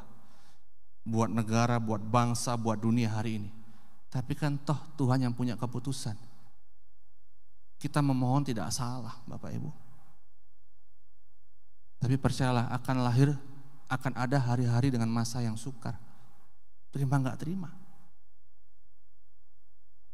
Lewati. Amin. Saya mau Bapak Ibu kuat. Ini udah pertama variannya apa sih kalau Omikron tuh? Delta. Kayak ini ya Om, abjad Yunani ya Om ya. Alpha, Beta, Delta. Ini Omikron, nggak tahu lagi apa tuh terus. Ujungnya sinetron kali. Terus Nggak tahu vaksin berapa kali. Kami ngobrol sama Cik Dina, dia sampai nggak mau divaksin lagi. Hebat dia nentang corona emang. Aku nggak akan divaksin lagi. Keren loh gitu. Karena waktu divaksin terakhir babak belur Cici. Ya kita nggak tahu dunia mau jadi apa. Belum bisnis, nggak tentu. Waduh, saya banyak di WA orang, Om tolong bantu doa bisnis begini. Saya bilang, saya mau doa gimana dalam hati, kan nggak mungkin saya patahin dia punya WA. Oke, kita sembahyang biar kehendak Tuhan yang jadi. Nggak tahu Bapak Ibu. Oleh karena itu pemahaman ini harus dikuatkan di awal lagi. Kenapa orang jemaat mula-mula begitu kuat? Kita pahami. Ini mau kita tinggalin. Kita mau ke sana. Jadi kalau kita menyembah Tuhan tuh happy, tenang. Nyanyi lagu begini, ku naikkan syukurku buat hari yang kau beri.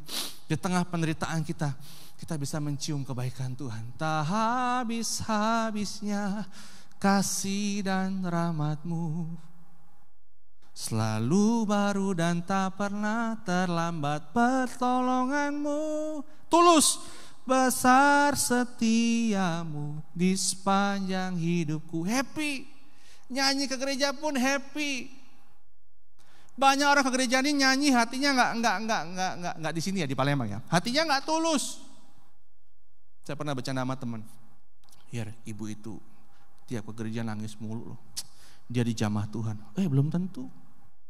Mana tahu belum bayar cicilan. Belum bayar cicilan, dipepet debt collector. Lagu di gereja begini, ku naikkan syukurku. Itu menderita loh batin kita, setuju gak? Setuju gak Bapak Ibu? Belum tentu, saya bilang, mungkin digebukin lakinya.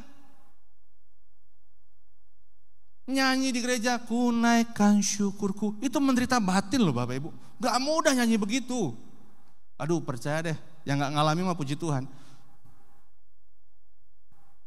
Banyak orang nangis di gereja bukan dia merasakan hadirat Tuhan, menderita hidupnya. Kan sedih. Justru di gereja kita kalau nyanyi dimanapun kita nyanyi, ku naikkan syukurku. Ya memang hati kita bersyukur buat keadaan hari ini. Makanya kuncilah dalam sebuah pemikiran, dalam sebuah pemahaman. Ini akan kutinggalkan. Kita mau pulang ke sana Bapak Ibu. Rumah kita kekal di sana. Tuhan udah janji, aku akan memberikan kau tempat tinggal. Makanya hidup baik-baik.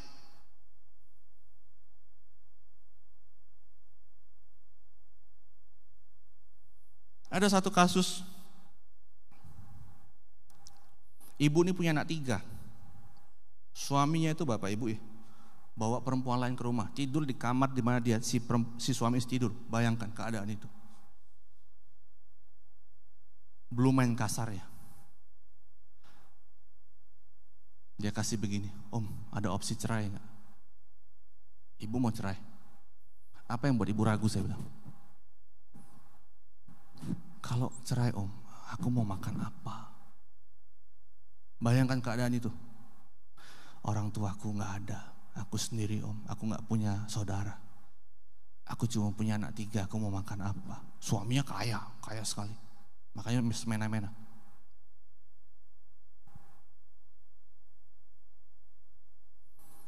Entah terbesit apa, saya bilang begini, Ibu, mulai hari ini berpikirlah suamimu udah gak ada, supaya kamu gak kecewa. Terima aja uangnya. Dia mau bawa perempuan kek, dia gak pulang, ya udah anggap aja. Ya udah, layanilah dengan sukacita.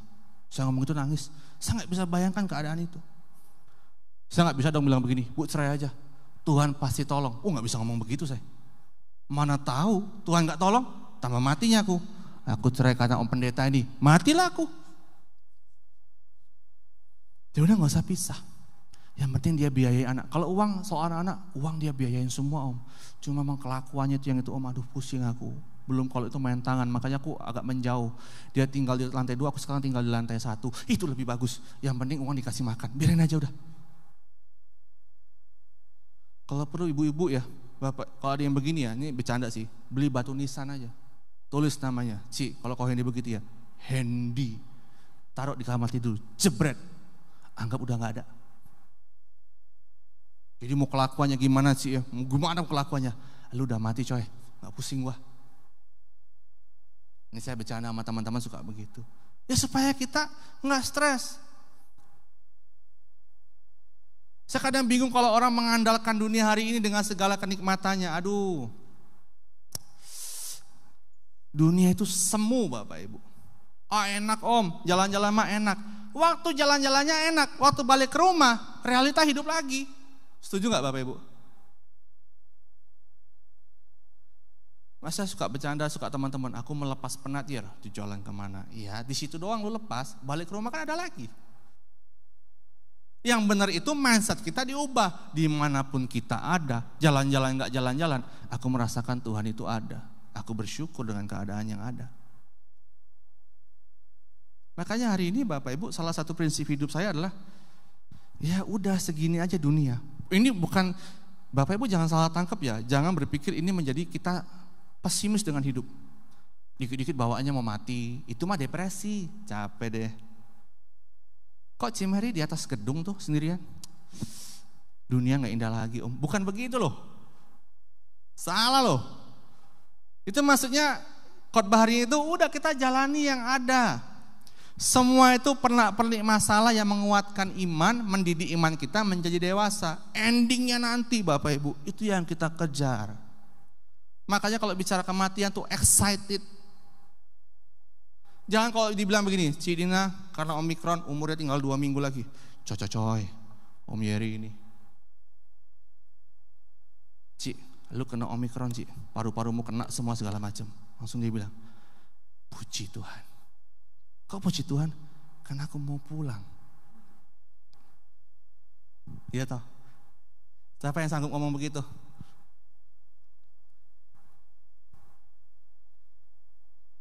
Kalau ngomong di mimbar, aku mengasihi Engkau Tuhan, aku mencintai Tuhan. Tapi kalau dalam keadaan mau mati Tuhan, anak istri masih hidup. Alasannya ada ya diputer-puter om. Sedih loh. Pulang mah pulang aja. Satu kesaksian lagi ya sebagai penutup ya. Oma ini awal pertengahan Januari, awal Februari, dia bikin syukuran. Tahu gak syukurannya apa Bapak Ibu? Dia bikin syukuran anaknya sudah meninggal 1 tahun. Dia punya anak dokter, kecantikan, cowok, ganteng, kuaya. Pokoknya good brondong lah. Ganteng kaya. Mamanya Chinese, papanya Manado. Bayangin tuh muka kayak apa. Kayak orang Korea, so pasti. Tapi setahun yang lalu meninggal karena COVID. Di Batam, ibunya nggak bisa datang. Ibunya datang itu sudah dalam liang lahat, nggak ketemu lagi putranya, sudah berbulan-bulan tidak ketemu. Ternyata baru tahu si anak itu autoimun lewat. Berapa tahun yang lalu, 4-5 tahun yang lalu, suaminya juga dipanggil Tuhan, itu kanker tiroid. Tiap Natal dia ketemu saya, dia pasti nangis, dia peluk saya cipika-cipiki. Oma mau cium Yeri, boleh? Tapi saya pakai masker ya Oma. Iya. Setiap Oma cium kau, Oma ingat Opa. Kenapa? Kau sama hitamnya sama Opa. Astagfirullahaladzim. Sedihnya aku. Opanya tuh badannya gede gitu, maksudnya tuh tentara kan. Hitam gitu, ininya panjang. Tiap Natal dia cium saya, dia nangis. Opa senang dengar kau khotbah, kau tuh lucu katanya. Saya bilang, itu khotbah apa stand up comedy Oma?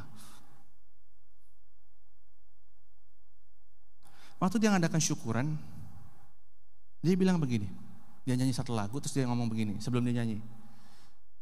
Orang yang kusayangi sudah pergi. Duh, saya kayak gini terenyuh dah. Karena saya gak nyangka dia ngomong begitu. Gak boleh terenyuh dong, itu kan hidup orang.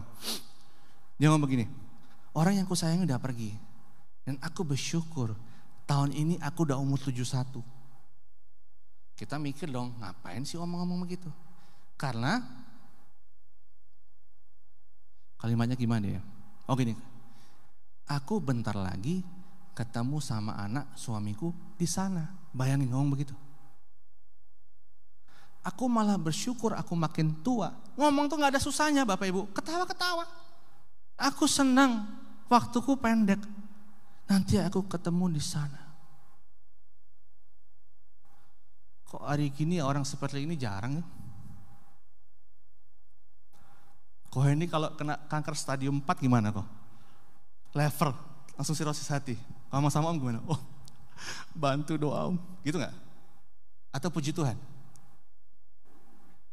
Si Om ketawa. Kita kasih tahu ya Om kalau dia ngomong ya Om ya. Banyak orang gak bisa terima. Oma ini ngomong loh. Pokoknya ya, aku senang karena aku mau ketemu mereka di sana. Waduh, itu Oma hidupnya keren. Saya punya jemaat begitu, enak bener. Tak kalau dia meninggal maaf ya, khotbahnya pun saya happy. Ini contoh orang benar. Terlepas dia benar enggaknya, kita bukan hakimnya, Tuhan yang menghakimi. Tapi excited-nya dia ketemu Tuhan, sudah pasti dia orang benar. Mari Bapak Ibu. Saya nggak tahu hidup kita sampai kapan. Tapi hari ini ya, saya rindu kita semua, ayo semangat. Makin suci, makin benar. Jadikan Tuhan tujuan kita, bumi yang baru tujuan kita. Dan saya percaya kita bisa melewati semuanya dengan baik. Amin. Saya undang pemain musik maju ke depan.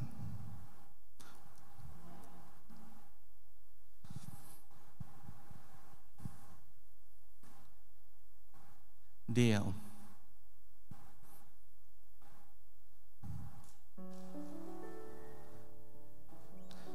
Saya aja deh Om, ketinggian. Telah kulihat kebaikan-Mu yang tak pernah habis di hidupku. Ku berjuang sampai akhirnya Kau dapati aku tetap. Setelah kulihat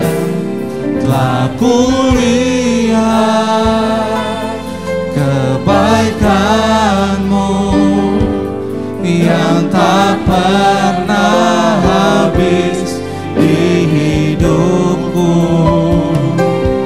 Ku berjuang sampai akhirnya Kau dapati aku tetap.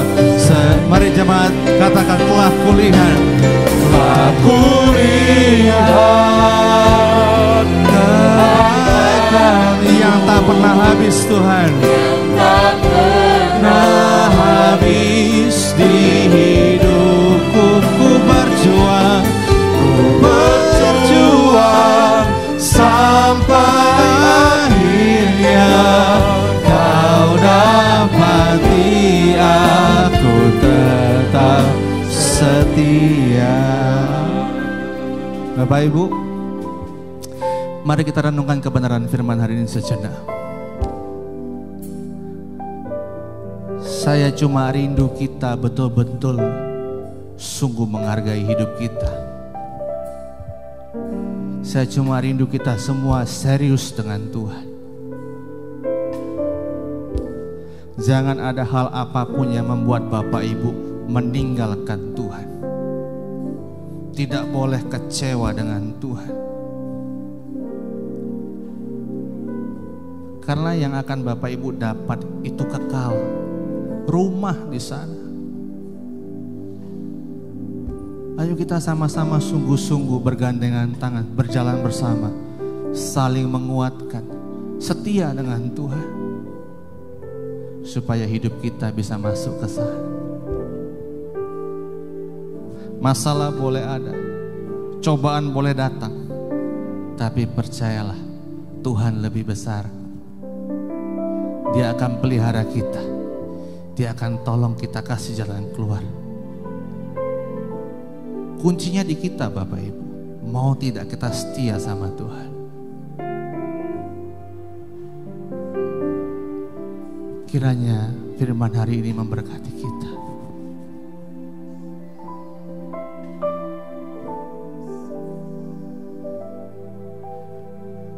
Telah kulihat kebaikan-Mu Tuhan. Telah kulihat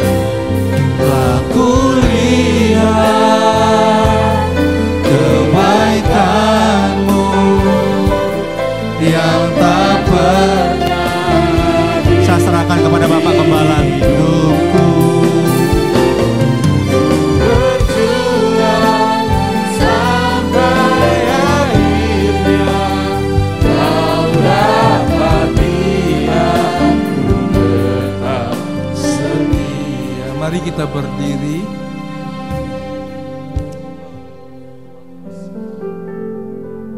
Biarlah apa yang kita dengar meneguhkan hati dan hidup kita untuk terus mengasihi Tuhan. Mengasihinya lebih dari semua. Lebih dari apapun yang Tuhan berikan dalam hidup ini. Kecakapan, kepintaran, jabatan, karir, talenta. Satu hari semuanya akan kita tinggalkan. Mari kita gunakan apa yang Allah beri untuk melebar luaskan kerajaan-Nya. Apa yang Allah taruh dalam tangan kita, kita akan pakai supaya tujuan Tuhan, panggilan Tuhan dalam hidup kita menjadi nyata. Mari tiap-tiap kita menyerahkan hidupnya kepada Tuhan. Bukan saja pagi hari ini, tapi di setiap waktu kehidupan.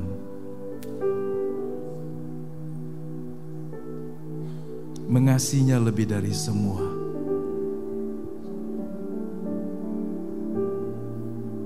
Kalau kita sepakat, mari kita membawa hidup kita di dalam tuntunan dan penyertaan-Nya senantiasa. Dia tidak pernah berjanji hal-hal yang manis semata, tapi Dia setia untuk memberi kekuatan, jalan keluar, dan kecakapan-kecakapan untuk menanggungnya. Mari kita bersyukur buat panggilan Tuhan, buat pilihan Tuhan. Terima kasih banyak Bapa. Pagi hari ini Kau mengingatkan kami dari semua yang Kau jadikan. Kau telah menjadikan kami segambar serupa dengan-Mu. Bahkan ketika dosa merusak kehidupan kami, Engkau telah menebus dan membaharui kami, melahirkan kami kembali, sehingga kami menjadi anak-anak Allah, menjadi manusia baru, supaya gambar dan rupa Allah yang sempurna di dalam Kristus semakin hari semakin nyata. Tolonglah kami untuk mengejar panggilan surgawi melalui apa yang kami kerjakan setiap hari. Rancangan-Mu semakin digenapi. Kami bersyukur buat kekuatan yang tersedia di dalam Yesus, buat kasih karunia yang melimpah di dalam persekutuan dengan Tuhan, buat Roh-Mu yang kudus, ya Roh Kudus yang setia, yang menjadi penghibur, penolong, sehingga kami semua selalu beroleh kekuatan setiap kali kami bersandar, bergantung kepada Tuhan. Terima kasih buat firman yang hidup, yang terus menjagai kami, mengarahkan kami, supaya hidup kami tertuju kepada Tuhan senantiasa. Ini doa kami pagi hari ini, bagi setiap jemaat Tuhan, setiap jiwa yang telah ditebus dengan darah yang kudus. Biar kami selamanya menjadi milik kepunyaan Allah, pribadi yang berkenan kepada Tuhan. Dalam segala hal yang Allah izinkan terjadi dalam hidup kami, kami tahu rancangan Allah tidak pernah gagal. Karenanya biarlah kemurahan kebaikan Allah, kesetiaan Allah nyata dalam hidup kami, dalam setiap pribadi, rumah tangga, di pekerjaan, di tengah studi kami, karir, dan semua kami mau menaruhnya dalam tangan-Mu. Terima kasih buat hamba-Mu. Terima kasih buat semua orang yang sudah melayani pagi hari ini. Engkau memberkati kami semua, baik yang di gereja, baik yang di rumah-rumah, di kota manapun kami berada. Biarlah kemurahan kebaikan Allah menyertai kami sekarang sampai selama-lamanya. Bahkan sampai kami dibawa ke rumah Allah yang kekal, di langit yang baru dan bumi yang baru. Terima kasih banyak Bapa. Kekasih-kekasih Tuhan, pulanglah dengan membawa berkat dari Allah Bapa, kasih karunia dari Tuhan kita Yesus Kristus, persekutuan penyertaan Roh Kudus senantiasa bersama kita sekarang sampai kita tiba di rumah Bapa yang kekal. Haleluya, haleluya, amin.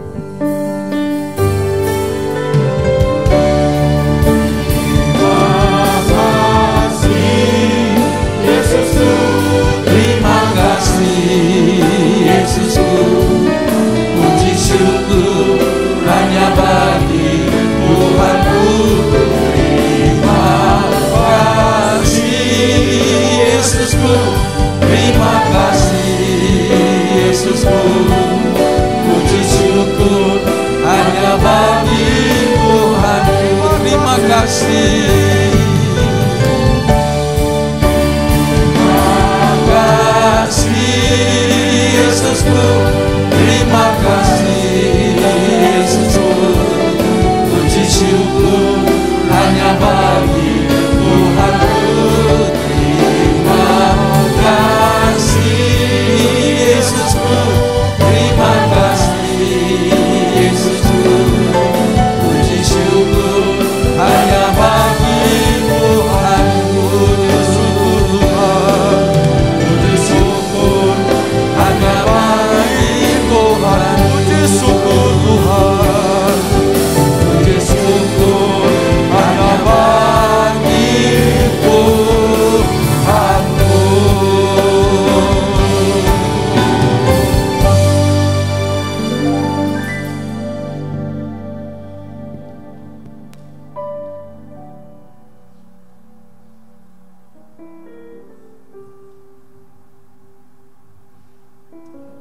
Amin. Puji Tuhan.